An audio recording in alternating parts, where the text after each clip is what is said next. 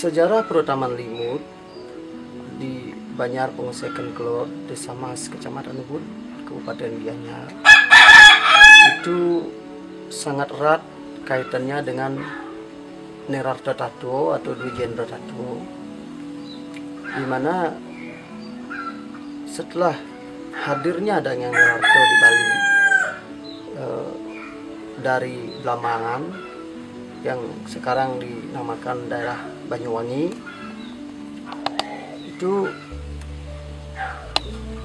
beliau Dangyang Nerarto atau yang Dwi Jendro, beliau setelah meninggalkan Gading Wani, yaitu di Purancak, Jemberana, dulunya bernama Jemberana, sekarang disebut Jemberana. Beliau membuat tetamanan atau peseraman di Desa Mas. Pada awalnya Desa Mas itu belum disebut dengan Desa Mas, itu bernama Tegal Tajun.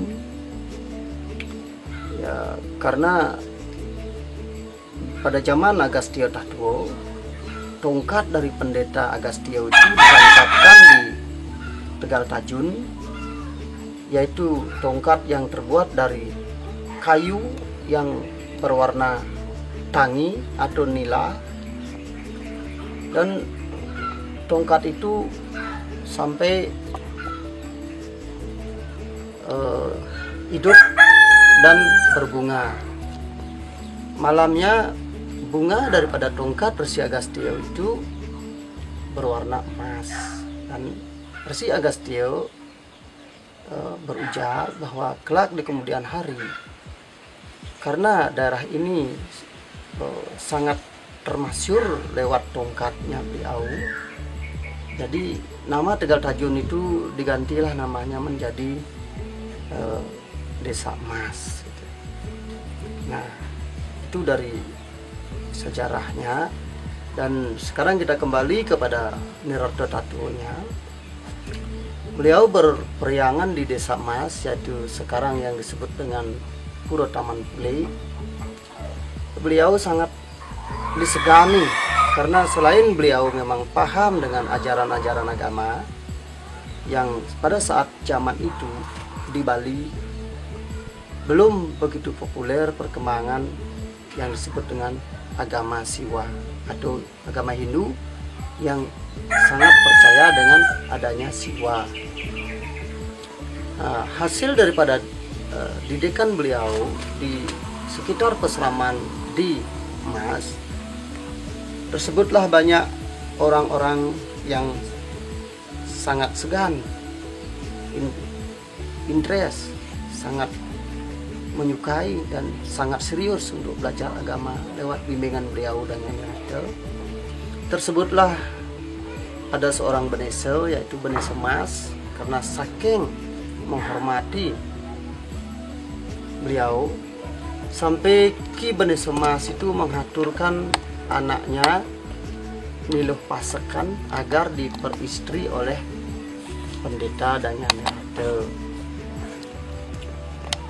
Setelah diperistri Dangyang Nerarto, anak daripada Ki Benese Mas itu mempunyai 4 putra, yaitu Ido Lor, Ido Kidul, Ido Kulon, dan Ido Bok Jame.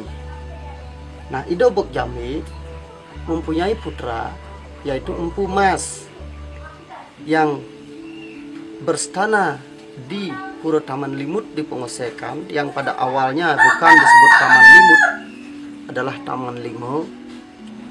Itu adalah cucu dari Dangyang Nerarto, putra dari Ido Bok Jame, yang dianugerahi Swambo, teken atau tongkat dari Dangyang Nerarto, dan berupa sarana kesenian yaitu gelongan joget. Memang beliau Dangyang Nerarto sangat menyukai tarian joget pingitan itu pada zaman waktu masih berstana berperiangan di Taman Pule. Nah, lama-kelamaan gelung joget itu yang dibawa oleh Empu Mas setelah beliau medikse, beliau bergelar pendeta Sakti Magelung, yaitu jadi periangan beliau di Taman Limut itu pada awal mulanya itu tidak berupa periangan seperti sekarang, yaitu berupa peseraman, di mana wilayah itu dulu disebut adalah Munuk Galang. Munuk Galang itu berasal dari kata munuk yang berarti adalah gundukan tanah. Galang tidak ada pohon sama sekali. Nah, itu di sanalah beliau bercocok tanam ide Empu Mas yang sudah medikse bergelar Peranda Sakti Magelung. Jadi beliau punya sisya atau punya murid banyak, karena beliau itu juga sangat pintar dan sangat lihai dalam ajaran agama Siwa. Nah, pada suatu hari di saat Sang Resi atau Pendeta Sakti Magelung sangat menikmati keindahan alam di sekitar peseraman beliau, karena semua tumbuhan yang beliau tanam itu hidup dengan subur seperti palawija dan pohon-pohon yang lainnya. Kalau di Bali disebut palo bungkah, palo wijo, palo ramat, palo gantung, itu semua tumbuh subur. Nah, datanglah seorang utusan dari kerajaan Mengui, yaitu bernama Gusti Ngurah Mamal, disuruh membawa surat oleh Raja Mengui, yaitu Kiai Gusti Agung Blambangan, untuk menghaturkan segera surat itu ke kerajaan Gel-Gel. Isi surat itu adalah memberitahu kepada semua raja-raja yang ada di Bali agar bersiap-siap dan waspada, karena semua raja-raja yang ada di tanah Jawa itu sudah digempur oleh pasukan Belanda. Ini menjelang penjajahan. Nah, di sana karena sangat letih, Gusti Ngurah Mamal itu istirahat di sana di Munuk Galang. Tidak sengaja Kiai Gusti Ngurah Mamal melepas kuda beliau yang bernama kuda penandang kajar. Itu kuda putih yang sangat halus bulunya. Nah, kuda itu karena saking laparnya juga memakan tanaman-tanaman yang ada di sekitar peseraman Peranda Sakti Magelung. Nah, di sanalah ide Peranda Sakti Magelung sangat sedih dan masgul. Dilihatlah kuda putih itu yang memakan tanaman-tanaman beliau. Karena kemarahan beliau, kuda itu diusir oleh para sisya dan sampai lewat di tengah sawah di sebelah selatan Munuk Galang. Ada seorang laki perempuan sedang bercocok tanam di sawah, diminta bantuan oleh si pendeta Ki Peranda Sakti Magelung agar ikut untuk menangkap kuda itu karena sudah merusak tanaman beliau. Tapi penggarap sawah yang laki perempuan itu tidak mau. Mohon maaf Sang Resi, ngapain kami ikut menangkap kuda itu, sedangkan apa yang kami dapat dari menangkap kuda seperti yang seorang pendeta suruh. Pokoknya saya tidak mau.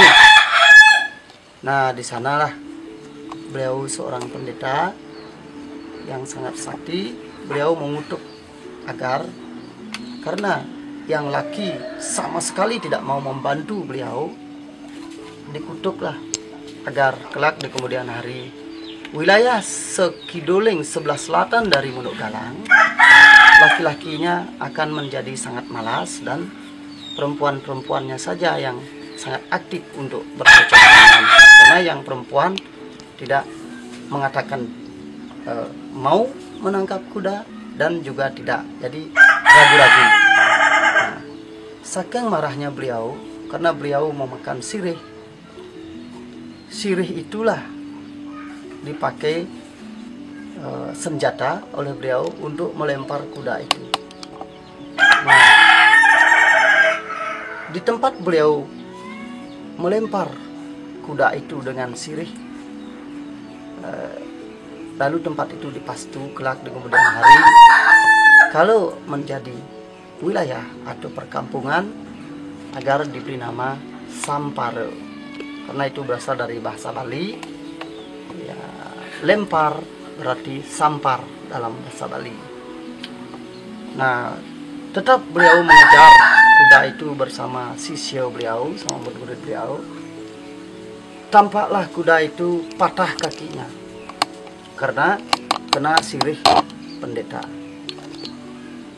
Nah, di tempat ditemukan kuda itu kakinya patah, juga dipastu kelak di kemudian hari kalau ini menjadi perkampungan supaya dikasih nama Silungan yang berasal dari kaki kuda yang patah milik Gusti Ngurah Mamal. Ya, diceritakan setelah ditemukan kuda Gusti Ngurah Mamal itu kakinya patah dan wilayah itu dipastu oleh pendeta Sakti Maglung. Daerah itu dikatakan dinamai wilayah Silungan. Nah, di sana kuda Gusti Ngurah Mamal, kuda Penenang Kajar itu kembali bisa lenyap dan melarikan diri. Nah, di sana juga dikejar oleh sisya daripada Pranda Sakti Maglung. Sampailah ring Purwaning Munuk Galang atau di sebelah timur Munuk Galang, diketemukan kuda itu mati dan bangkai kuda itu menengadah ke langit, dan wilayah itu akhirnya dipastu juga oleh Pranda Sakti Maglung karena kuda itu memakan tanaman-tanaman milik Pranda Sakti Maglung yang nantinya akan menjadi makanan para sisya dan juga makanan para pendeta. Jadi kelak kemudian hari di tempat matinya kuda Gusti Ngurah Mamal agar menjadi pesawahan yang dinamakan pesawahan Andangan, karena bangkai kuda Gusti Ngurah Mamal itu menengadah yang dalam bahasa Bali disebut ngandang. Dan yang paling mengejutkan pendeta Sakti Maglung adalah mata dari kuda itu hilang satu. Jadi dicarilah mata kuda itu, diketemukan di sebelah timur pesawahan Andangan, dan di wilayah itu juga dipastu kelak di kemudian hari supaya menjadi wilayah pesawahan yang disebut dengan pesawahan Soce karena berasal dari mata dari kuda Penenang Kajar. Nah, demikianlah ceritanya. Dan mendengar kudanya mati, Gusti Ngurah Mamal sangat marah dan menantang Pranda Sakti Maglung untuk bertempur. Dan Gusti Ngurah Mamal menjelaskan bahwa beliau itu adalah utusan dari kerajaan Mengui. Utusan itu berarti duta. Duta itu berarti simbol kerajaan Mengui. Kalau pendeta memang sudah berani kepada utusan Mengui, itu berarti pendeta sudah berani juga dengan kerajaan Mengui. Berapa sih kekuatan pendeta? Kenapa pendeta tidak memikirkan hal itu? Di sini pendeta kelihatan belum mumpuni menjadi seorang pendeta. Begitulah ucapan dari Gusti Ngurah Mamal. Oh, dijawab oleh Pranda Sakti Maglung, oh, engkau Gusti Ngurah Mamal, engkau adalah seorang utusan. Tetapi apakah engkau pernah menghormati seorang pendeta? Apakah di Mengui tidak ada ajaran kepada seorang utusan supaya bisa menghormati seorang pendeta? Karena engkau tidak menghormati seorang pendeta, itulah sebabnya makanya engkau kena masalah seperti ini. Wah, kalau begitu Sang Resi, tunggu. Sekarang aku akan laporkan ke Mengui, kepada Raja Mengui, dan saya pastikan tidak akan lama pendeta akan saya gempur di sini di Munuk Galang. Nah, demikian petikan sehingga sampai Murah Mamal kembali ke Mengui, tidak jadi membawa surat ke kerajaan Gel-Gel. Nah, di sini juga menyebabkan perasaan Prana Sakti Magelung itu sangat masgul dan sedih.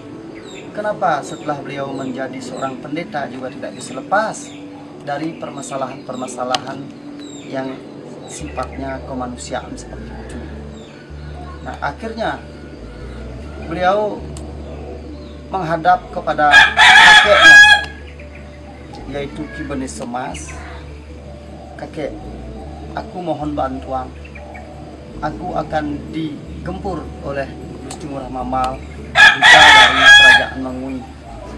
Sudikah kiranya kakek membantu saya untuk menjadi prajurit supaya saya bisa bertempur melawan Mengui? Wah, di sana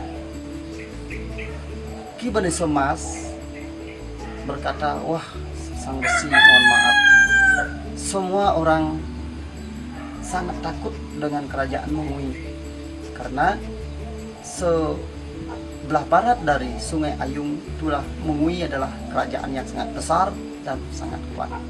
Aku tidak berani menyanggupi untuk membantu Sang Resi, dan juga mungkin ada sedikit kelompok-kelompok daripada Benes Semas akan membantu Sang Resi. Nah, karena keraguan-keraguan itu dan terus ditanyakan oleh Sang Prana Sakti Magelung, Ki Benes Semas tidak memberikan keputusan yang pasti tentang mau membantu dan tidak membantu. Dipastulah di tempat Ki Benes Semas tidak memastikan mau membantu dan tidak kepada Prana Sakti Magelung. Kelak di kemudian hari, air mata pendeta Ki Prana Sakti Magelung itu akan menjadi sungai. Sungai itu diberi nama Sungai Bembeng, karena Bembeng dalam artian bimbang. Bimbang karena tidak mendapat bantuan dari kakeknya Ki Benes Semas. Nah, pada saat itulah beliau berpikir, seorang pendeta punya hak untuk menjadi kesatria. Seperti dalam Mahabharata, Resi Bisma, Resi Drona mengangkat senjata untuk menjadi seorang kesatria dalam pertempuran perang Bharatayuda. Dari sanalah beliau akan melawan kerajaan Mengui, pasukan Mengui sendiri, hanya diikuti oleh sisyo beliau yang tidak begitu banyak. Pertama, beliau akan menggunakan japa dan mata sebagai senjata beliau.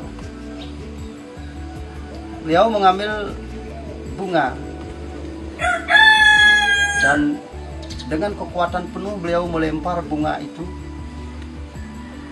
ke arah barat laut.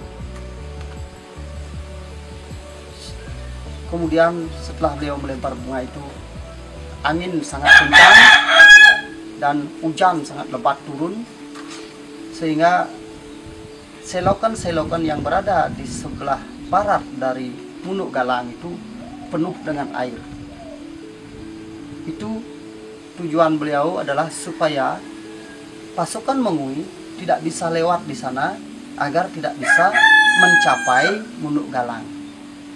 Nah, karena hujan dan angin itu bunyinya mukus,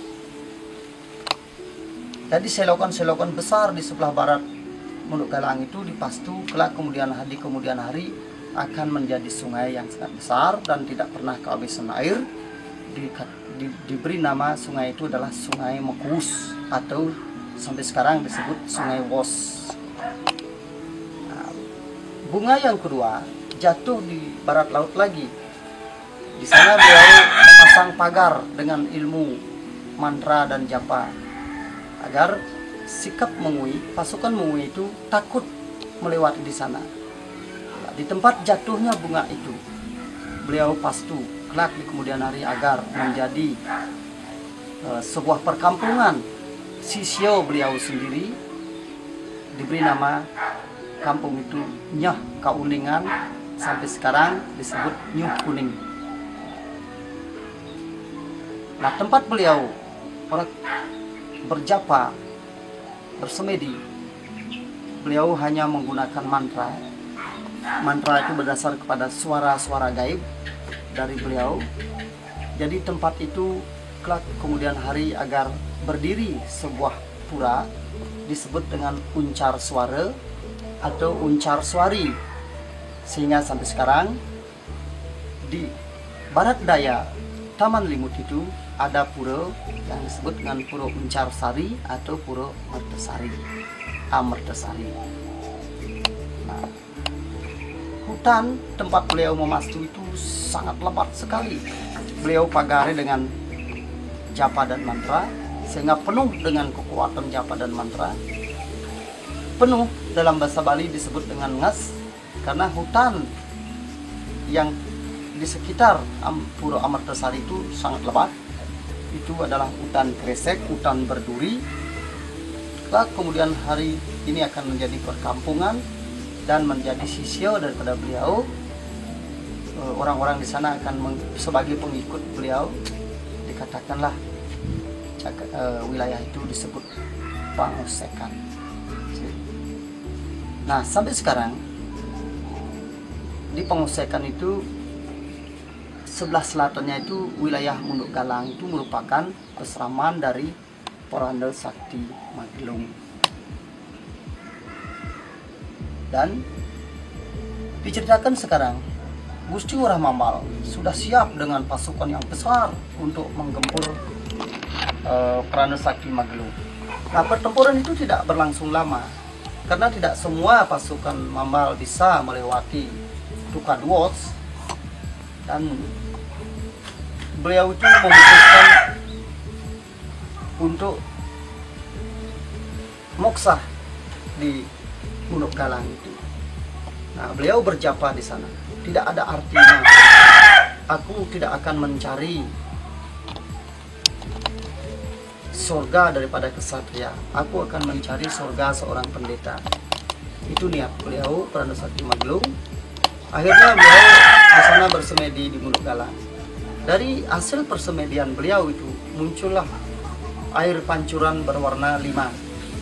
Nah, jadi beliau berujar, wahai engkau muridku semua, dari hasil semedi itu di sini aku bisa memunculkan air amerta berwarna 5. Kelak di kemudian hari, supaya ini engkau bangun menjadi sebuah periangan atau pura, disebutlah pura ini Pura Taman Limau, karena berdasar pada air yang warnanya 5. Akhirnya beliau melihat banyak pasukan Mengui sudah mulai bisa menyeberang sungai itu.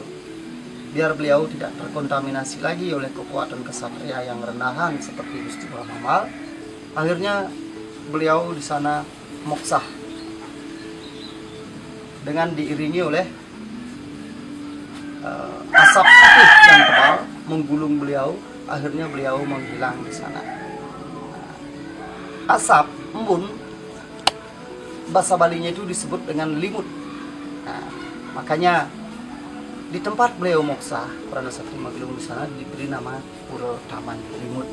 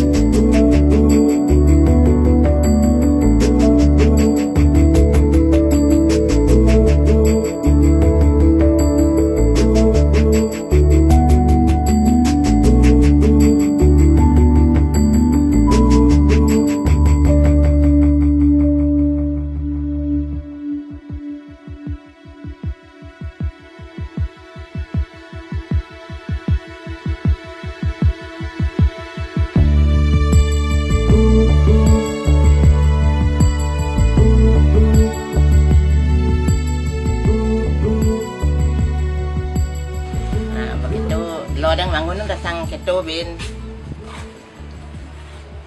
mangun nang arjo dajanang mangun legong dajanang tu Banjar aja. nya dajanang pakai tu anu dasang tersebut dasang tiang di Pergino lo na mangun kayun dasang keto di pertaman kayun nang musola sesuatu di taman kone lo sakan mangkue langsung ke tiang ngono proyek put payas pas lego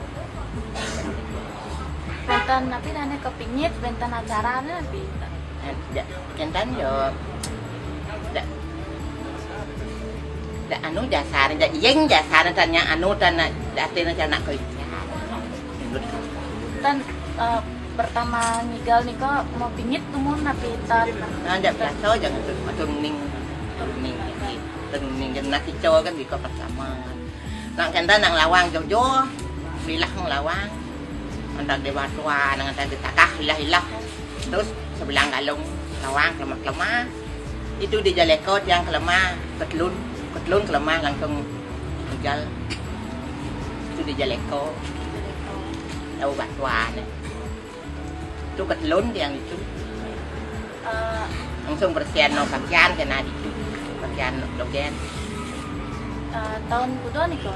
kena banyak kena yang konden yang wajang Durung bajang. konden yang wajang yang đang lainnya nak kebut yang di joget nang ngidam ke kios kursi ye dan magitian yang tidak pun kan engkal baksi yang menek kon kursi kan anu dan dia magitian kursi ye terus yang bling jo yang bling itu mulai ngombo kan bakampin langsung melinar di kursi melinar kan magitian joget kita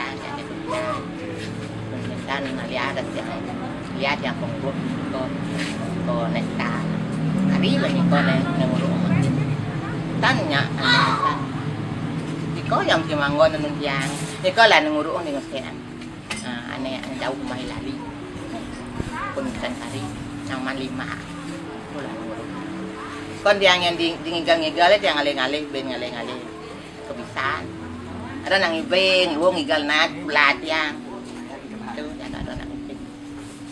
dan anu dan ja bisa ketidian ngalih-ngalih tapi pengurus dan tiang itu jadi tiang igal dua nang ibeng tiang duduk yang deputi igal Terus makin ten itu ngayah ke ten yang udah pidan yang ngayah kumpul lah panas yang ngayah kumpul lah boleh bisa joget dagendungnya jak yang tergantung.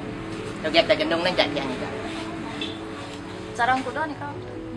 tiang di dia yang ingkar niko nak jadwo joget niko tiang dumun nak menurut tiang dumun pun kentan dan yang mau pamit bidang nganten dan mau pamit yang nganten terus keliling tiang niko yang ingat yang igal yang masari ingat yang igal masari ingat yang igal di jauh ya tiang nggak ingat yang kan igal joget dan sabson sap ya pun kentan sang jero mangku ada bagus mangku ling di kentan ling di mat anunya lain pidan mundut dini sesuun dini terus kene sebelang yang atur niki bentan agak mundut siro niki lah mending ada sang tiang mundut sesuun di taman terus belum akan pun kentan ini udah tiang nikah atur ngayah atur santun yang kali turun santun kali langsung kentan langsung mau pamit langsung yang tahu makin yang sampai ya langsung mau pamit ping 3 yang musto yang ping 3 nih kong mana ngatur orang bagus pangkuling di mas sampun sedo pun kentan musto yang pang 3 lagi nak kentan kita lagi tapi ada nambang ini bilang najar nak mau tuanan ni nak mau dawak niko yang igal di taman dan yang merasakan ampun tua kari yang datang awungnya gamal na pang saya je sasuan awungnya gamal na yang pun cang dan merasa cang kan kan tua kan belum baik. Dawak niko ya ning yang itu sama tulang bro yang macam paket kami anak pun orang yang kencang orang yang cek yang tan yang merasa kan yang merasa ke biasa kan merasa kan yang merasa ngigal biasa janggal biasa kan pun di yang atas langsia boleh si yang ngigal bumbung ya jemaah kan yang muruk tak ngigal tak tepuk jabat tan yang kalau tan nak ngurung jaga bumbung tan yang nyi juga gambol dan kan tan juga bumbung nào đến yang ngigal langsung kan dia pergi no joget si Dori ni kau legong dumun pun usang pun ngeling-ngeling yang terus legong nyat yang limur pun boleh yang ngigal atas limur biasa ya yang irengkap kari mungkin amen peran di video pun kentan pang anu di kene pun kentan langsung ke yang terus kentan ke joget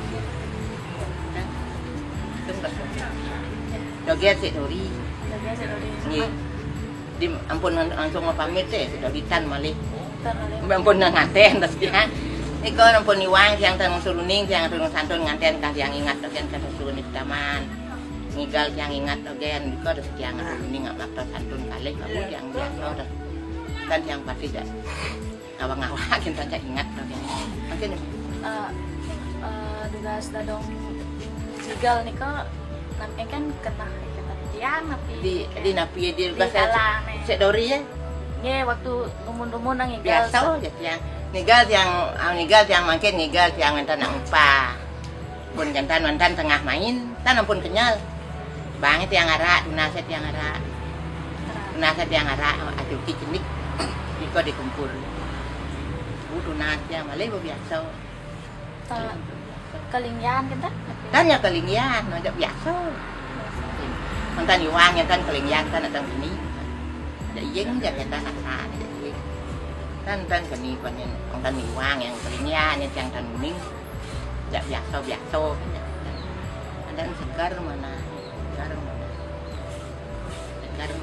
awak itu segar pang terus segar